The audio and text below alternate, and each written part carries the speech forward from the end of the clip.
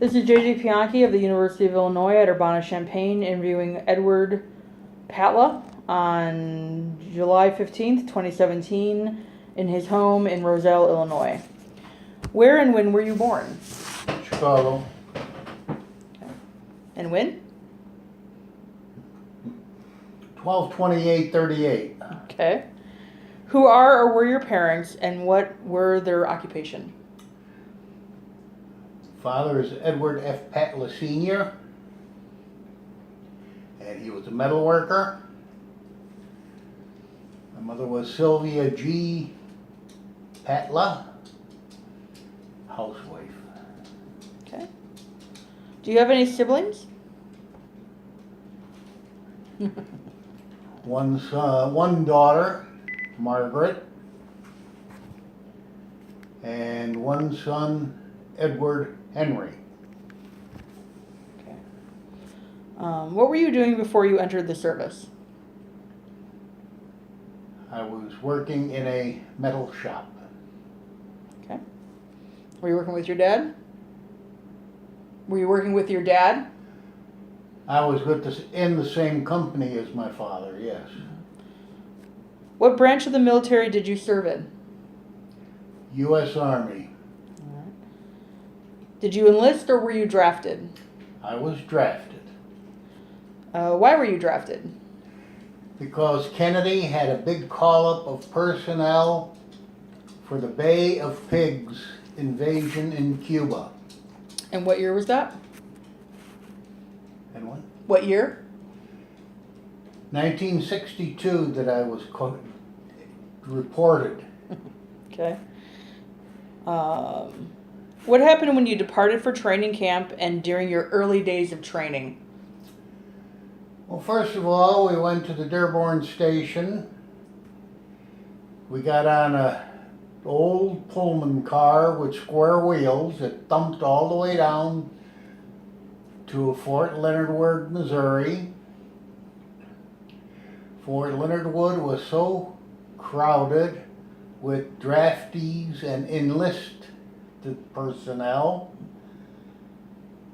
that we had to wait in line for a couple of hours before we could be assigned a barracks.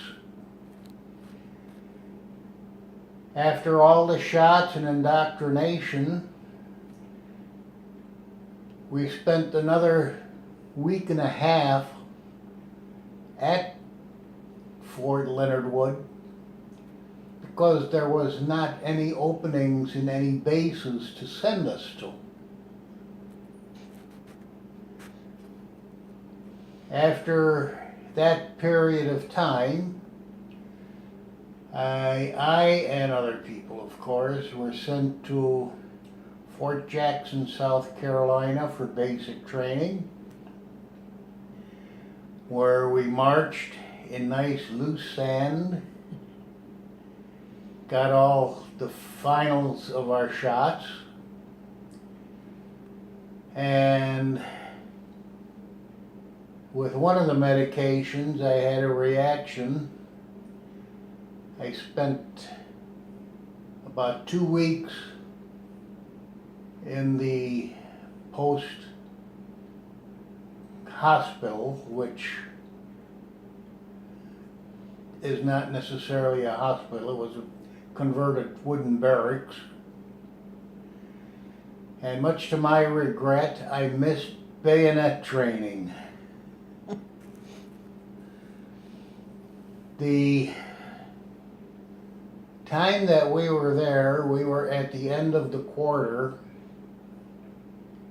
which meant everybody spent all their money and we were hard pressed for some of the necessities we should have had. We ended up buying our own toilet paper for the barracks, and every place we went we marched because there wasn't any money for gasoline to truck us. After that wonderful stay, I got 2 weeks leave went home, of course. And then I had to report to Fort Knox, Kentucky. Fort Knox is a really nice place. I took tankers training there, and sort of enjoyed it when I look back. The armor, the driving around with the tanks, firing 50 caliber machine guns. They do make the turret vibrate. They did not have enough room for firing the 90 millimeter main gun. After training was over, I was sent to Fort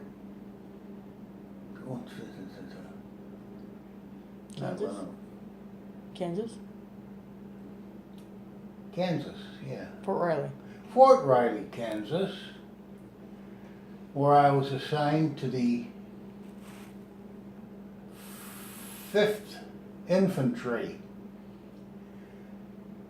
Right after I had all the patches and insignias and everything else put on my uniform, they said the 5th Infantry is going to go to Hawaii. Oh, heavens. This was just great. So they picked out certain personnel who took the colors to Hawaii while everybody stayed there and had their patches changed to 26th Infantry. And I was with the 26th Infantry for the duration. We had 26th Infantry combat support. We had 2 antique tanks, M41A3s, light tank by today's standards. And we played with them a little bit, mostly washing them, running them back and forth onto the wash rack. The typical, it was not bad. The barracks were beautiful. Brick building, had 8-man rooms. It was almost like very personal, almost like.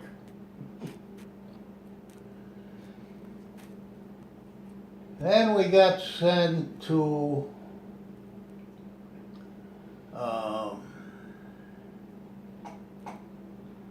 it was Myrtle Beach.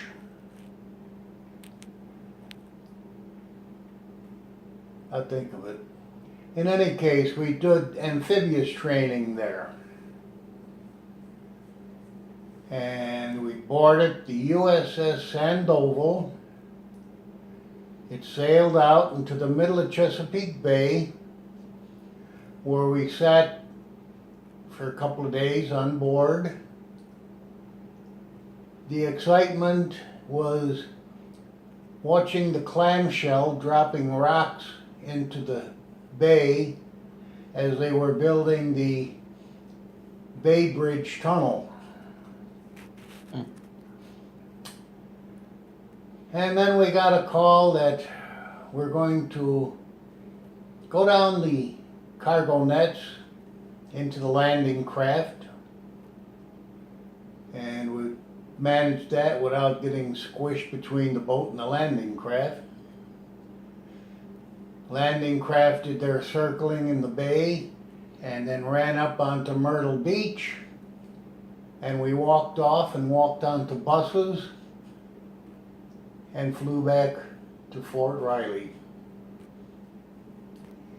That training was for the Kennedy's famous Bay of Pigs invasion, which fortunately for us never took place. Unfortunately for the Cubans that were expecting us, they were slaughtered. And then there was, after that, there was Operation Long Thrust. We packed everything up, boarded Matt's luxury plane, and flew to into Germany. Now, some of this is rusty because it's only about 50-some years. It's okay.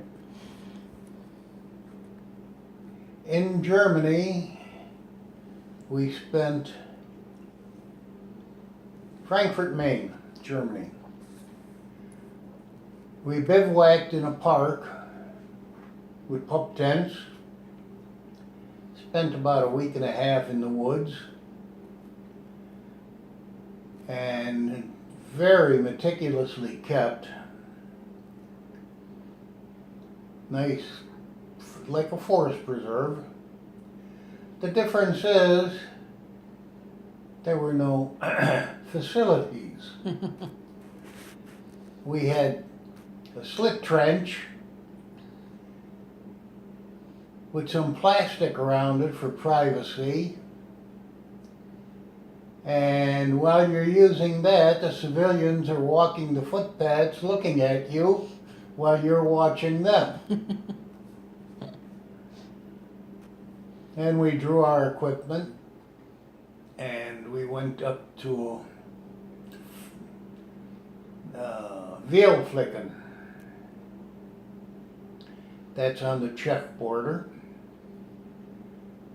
And we stayed there for about 3 weeks.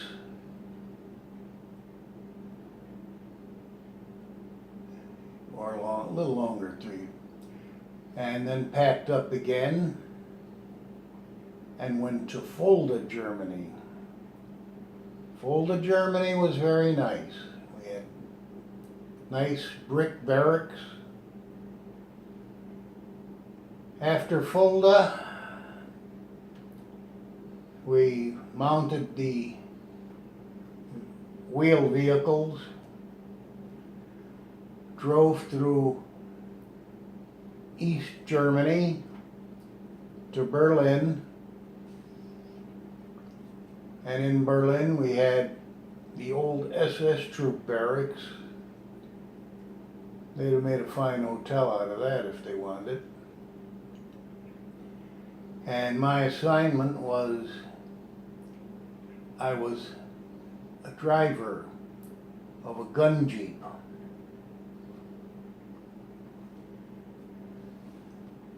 And I had 1 day on, 1 day off. No extra duty. The only thing I had to make was character guidance once a month.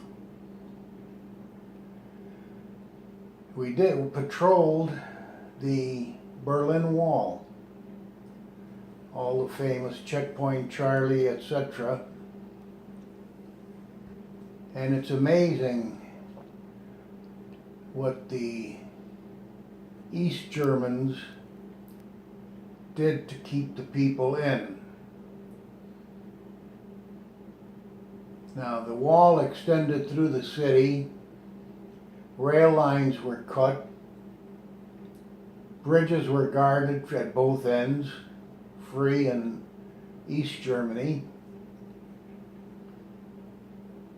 Buildings, if the border happened to run through a building, the building was boarded up, bricked up really. They didn't mess around with boards. Barbed wire. When you got out more into the burbs of Berlin, it was a barbed wire fence that was probably about 15, 20 feet deep, boxed. Landmines, machine gun towers, the searchlights. And they meant to keep the people in. And further out, they had roadblocks. They built walls across the road. And they would have a guard there. And if you tried to get a picture of the guard, you were out of luck, because if you picked up a camera, they turn their back to you. And there were signs up there in 3 languages: English, French, and German, that had to do with you will be leaving the free sector. I don't remember the exact wording. And one day we went on patrol, and my sergeant, car commander, said he didn't want to go all the way around a certain area, as the map showed, that I should go down this path. Now, it was a cinder path, barely wide enough to get the Jeep down. So I motored through there, and people are looking at us like they didn't know what's going on. And at the end of the path, there was a stone stairway going up to the road. Now, I wasn't about to back the Jeep all that way. The closeness was I had to lift the rear view mirror, side view mirror. I wasn't about to try and back out of there, and there was no room to turn around. So we dropped it into low range, first gear, and drove it up the stairs. That turned out to be the approved route with my sergeant. And a couple other good ones. Once I was interviewed by the local military paper, and the interviewer said, "How come you're here?" I says, "Because I was drafted." "Oh. And what do you think of the communists on the other side?" And I looked the gentleman in the eye and said, "He's probably a draftee like I am, and unfortunately he's on the wrong side of the fence." They never published it. We did have one call. There was some sort of a ruffled feathers with something, and we were called out to go to the wall. And when we got there were all the East German or Russian tanks lined up looking at us, and we're sitting there with a Jeep with a .30 caliber machine gun. Kind of like a fly swatter killing an elephant.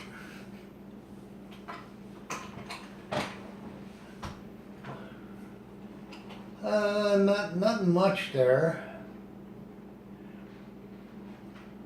I do know in Berlin that officers were written up because of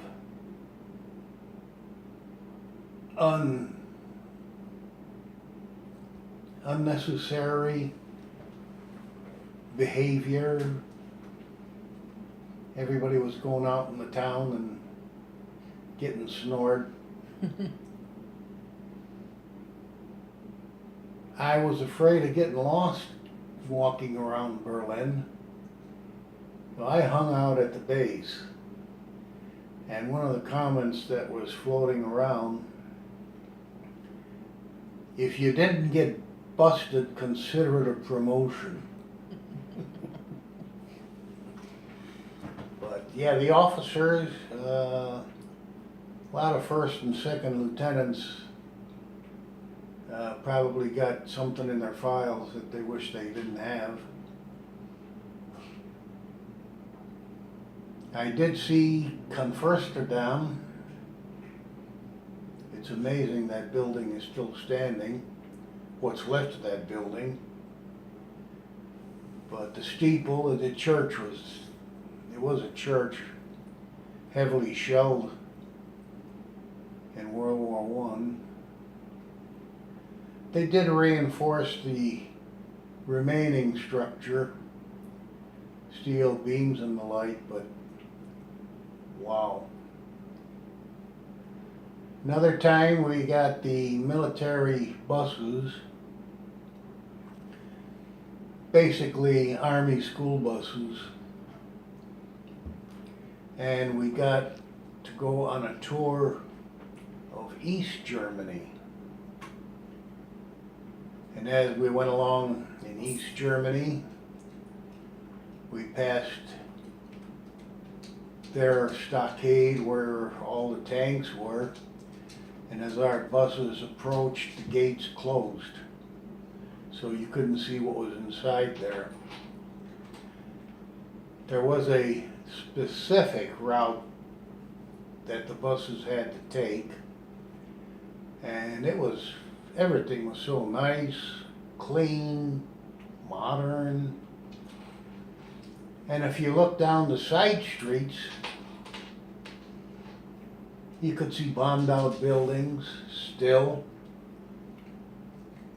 And it was kind of a joke to see, kind of like going down State Street and seeing all the wonderful, and if you look down one of the adjoining streets, the bombed out buildings. It just didn't make sense. The other good thing we had is those who wanted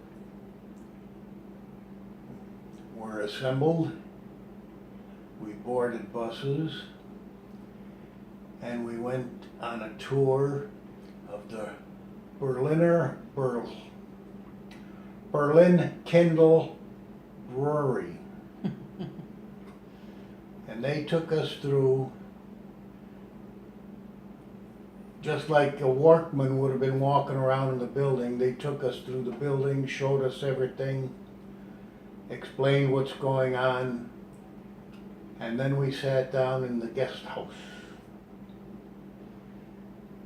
And we had Wiener Schnitzel, hot German potato salad, and they had this funny little faucet stuck in the wall. And the foamy stuff kept coming out. We had a very good time.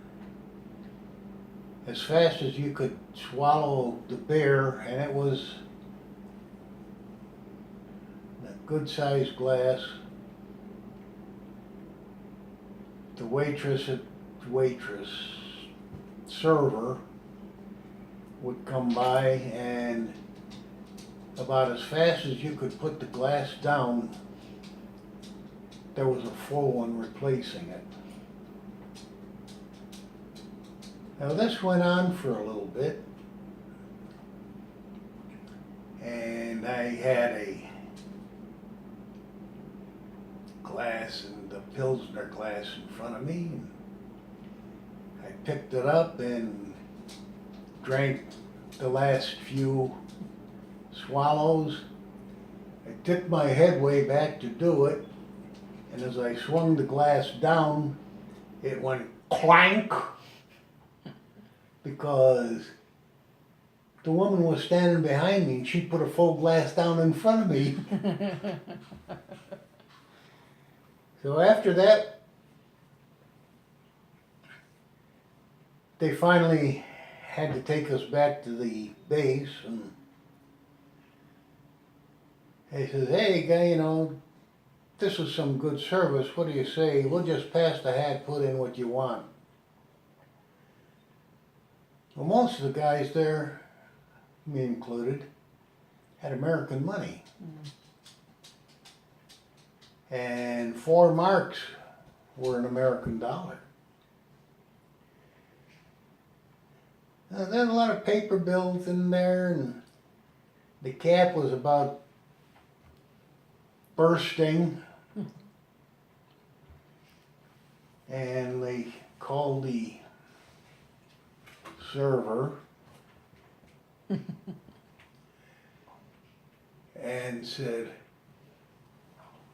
in English, "This is for you," and just flipped the CAD over, and all these coins, bills, and everything were on the table.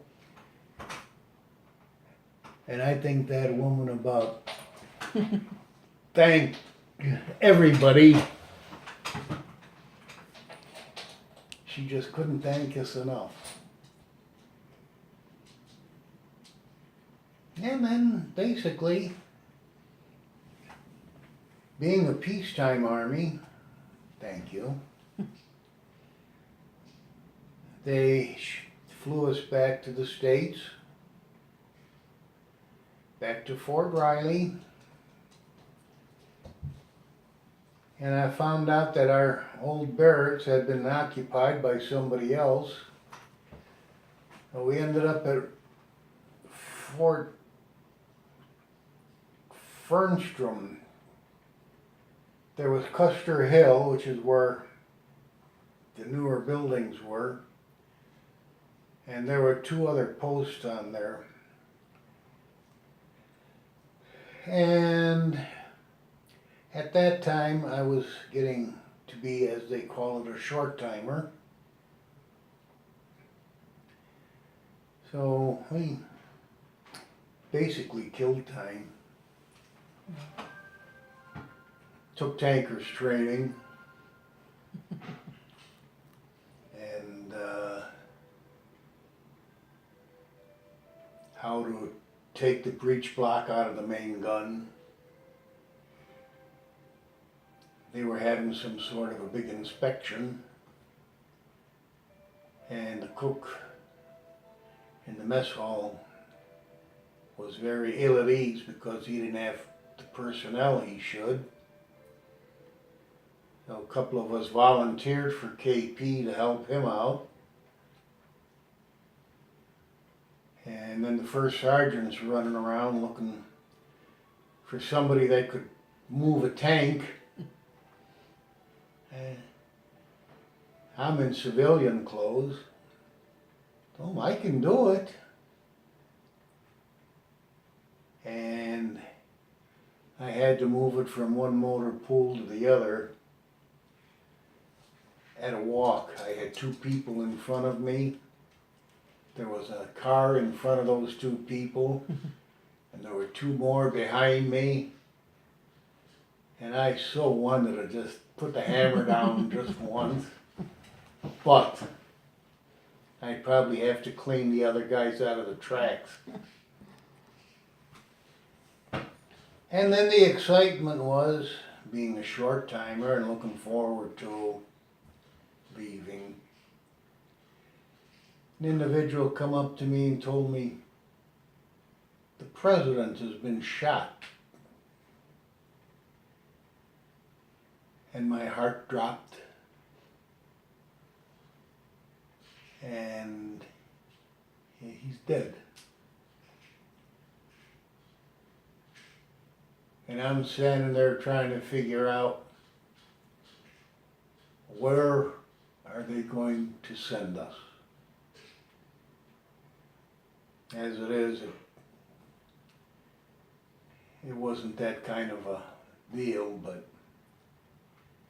that was a showstopper, I'll tell you. And waited, that was in November, I think. And middle of January, packed everything up and back home. There you go. My warriors. How did you adapt to military life, including the physical regimen, barracks, food, and social life?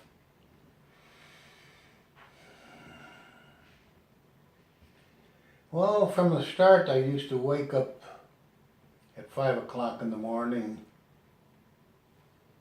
And my first thought was, this is a bad dream. But eventually,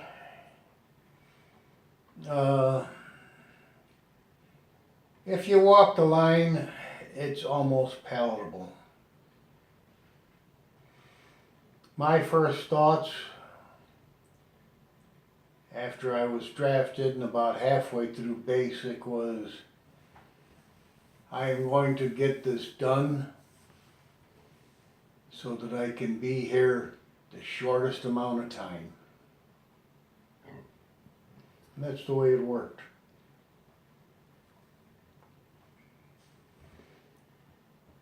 Okay. What kinds of friendship or camaraderie did you form while serving, and with whom? Oh, a couple of guys in basic, but then we got scattered. When I got to the Fort Riley, Kansas, that was more permanent. And generally the guys in the room, a sergeant, and there was a lieutenant.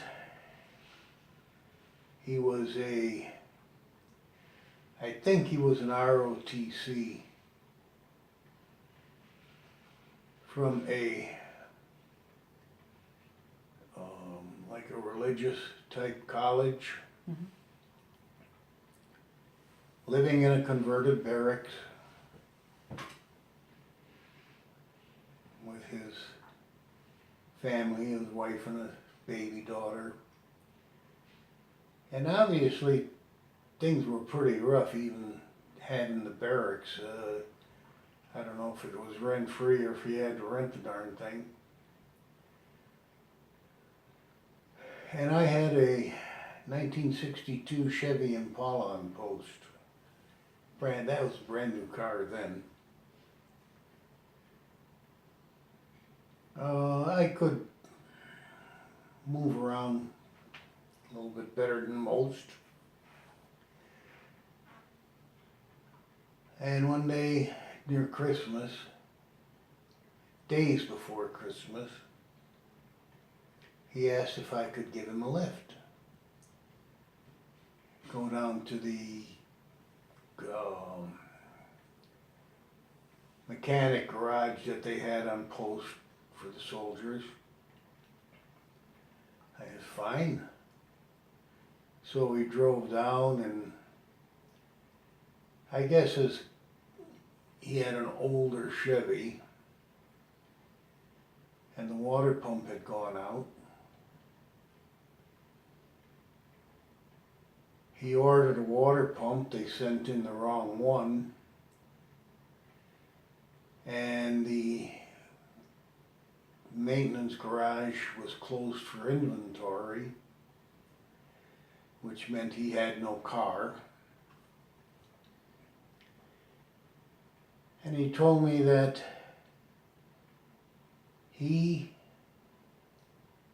and his wife have to attend the post commander's Christmas party.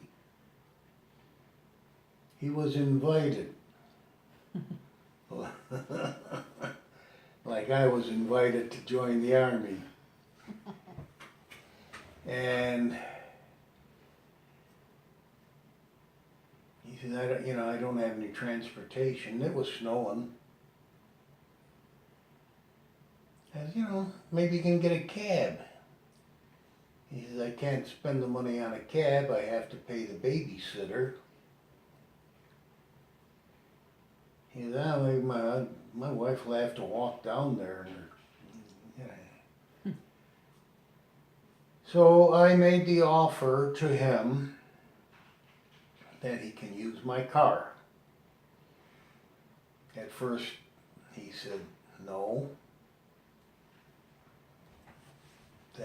that would ground me over Christmas. as this was a Christmas that I did not go home, I said, I'm just going to be at the barracks. I've got nothing to do, no place to go. If you want to use the car, you're welcome to it. I just can't see your wife walking plowing through snow to go to the party. Well, he did accept, and he was driving on post. He was a little bit upset because nobody was saluting him, and then he realized he had EM plates on, the EM sticker on the bumpers instead of the officer. And next day he came back and he thanked me ferociously. He said they didn't stay at the party long, but they did go somewhere and watch the submarine races. That's my add-in. He went somewhere with his wife and they watched the moon rise, and he did say that. So, anyway, wherever he went, it was a half a tank of gas. That was one move I've never regretted, because for some reason my name never came up on KP or card.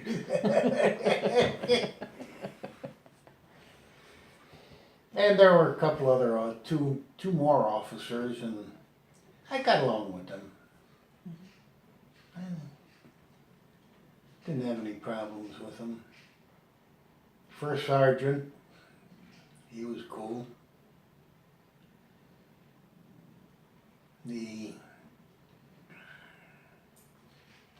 There's a method to the coolness. I didn't gamble. I smoked very little. I always had money. And they knew it. So they would ask me, hey, can I borrow X amount? Yeah. What interest? What are you talking about?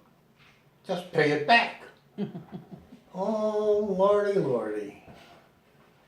You gotta pave your way and pour a little oil on the water, you know. But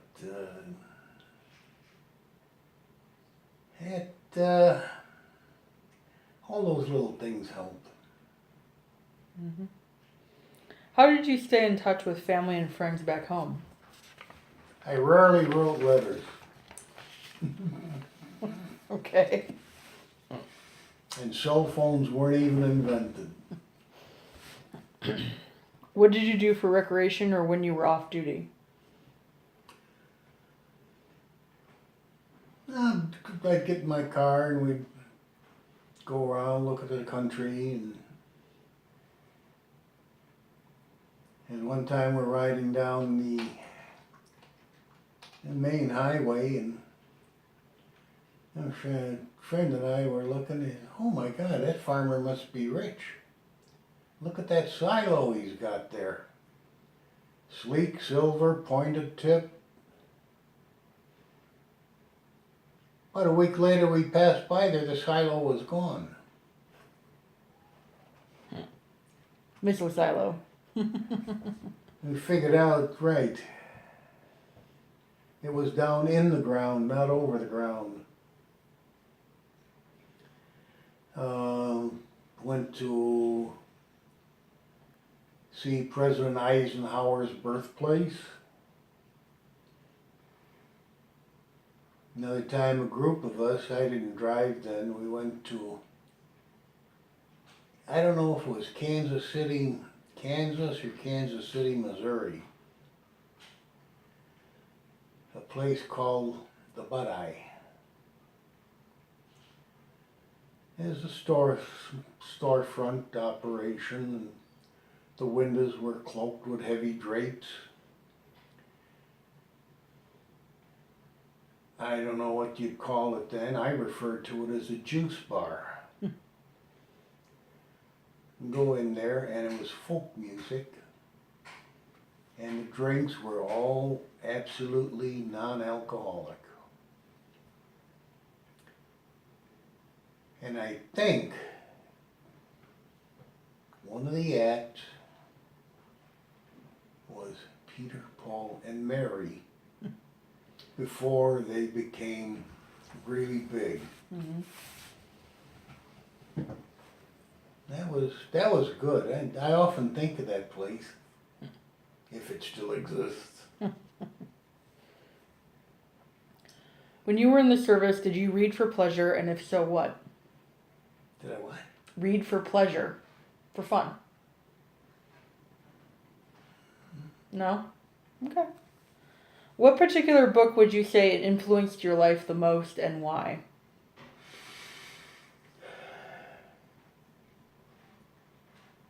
I would say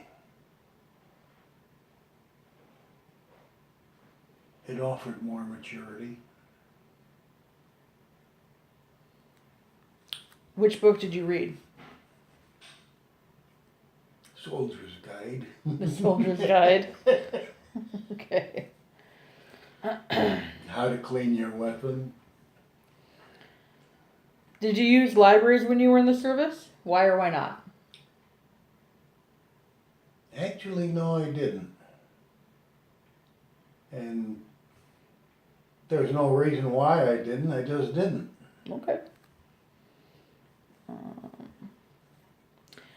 So, when your service was up, how was the return home for you? Kind of like just coming back from a long trip. And, 2-year vacation? How were you received by your family and community? the community didn't really exist. And the family, hi, how are you? And how was it and all that, and tell them about my great adventures. How did you readjust to civilian life?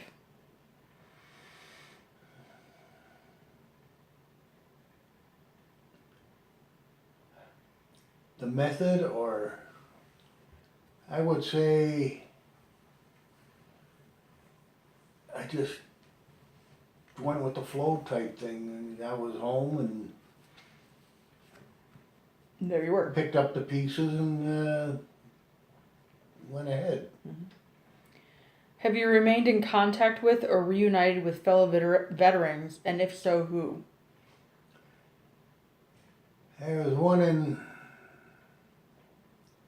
from New York area, and I lost track of them. Another one called me from San Francisco, and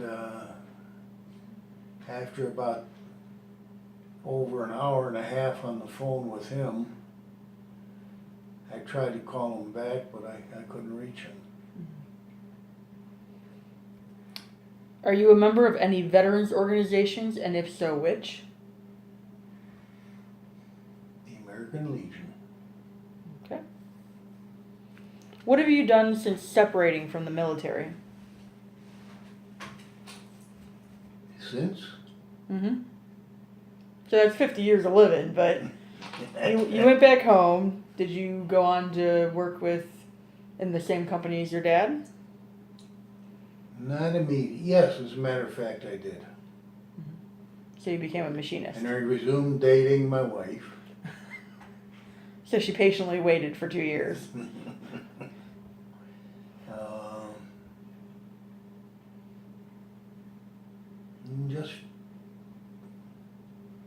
Just lived it day by day. I mean. So did you work at the same company as a machinist for your entire career? After the military, yes. Oh. Had 2 kids, moved to the suburbs, lived your life. That's it. As a veteran, have you used your local library? Why or why not? Not really? Not really, and for no particular reason. Okay. I will go there occasionally, but Alright. As a veteran, are there programs or types of books available at the library that you enjoy more than others? No? As a veteran, is there something that you wish you could change about the library that would enhance your enjoyment of it? not particularly. Okay.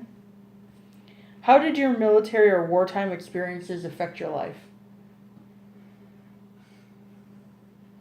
Well, there was no wartime, so that didn't affect anything.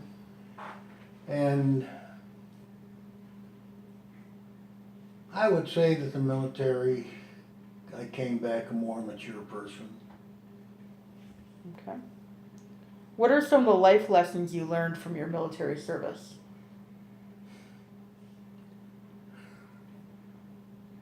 Well, let's see.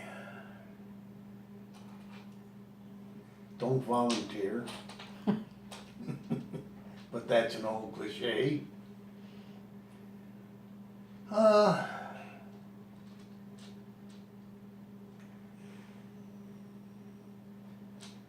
don't know if this applies, but be mindful of the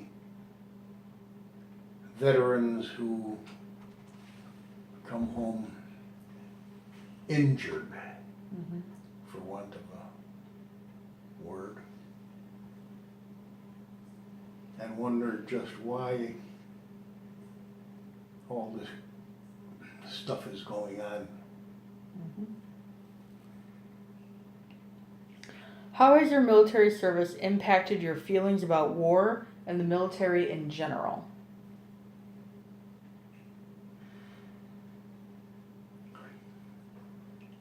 Well, wars are not fought like they used to be. You know the guy in this kind of uniform is or isn't. And now it's mostly, I guess you'd call it guerrilla warfare type thing.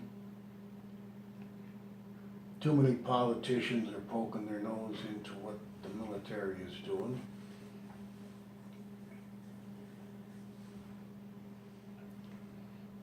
And tying their hands with all the goody two-shoes stuff.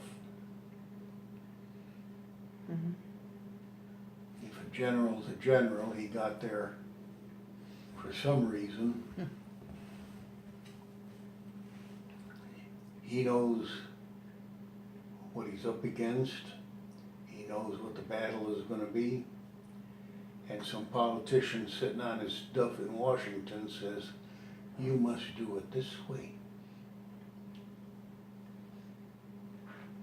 I don't agree with it.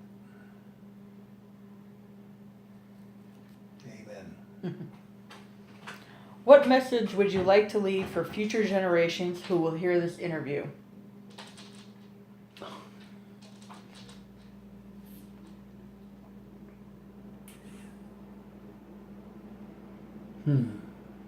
That's a tough one. For future generations?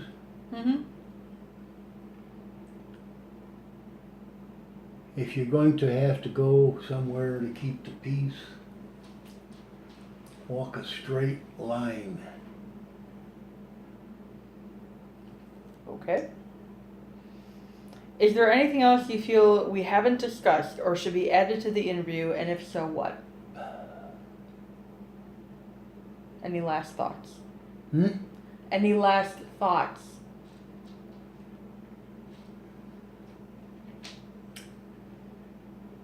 I'm glad I went in when I did because I wouldn't want to go in now. Makes sense.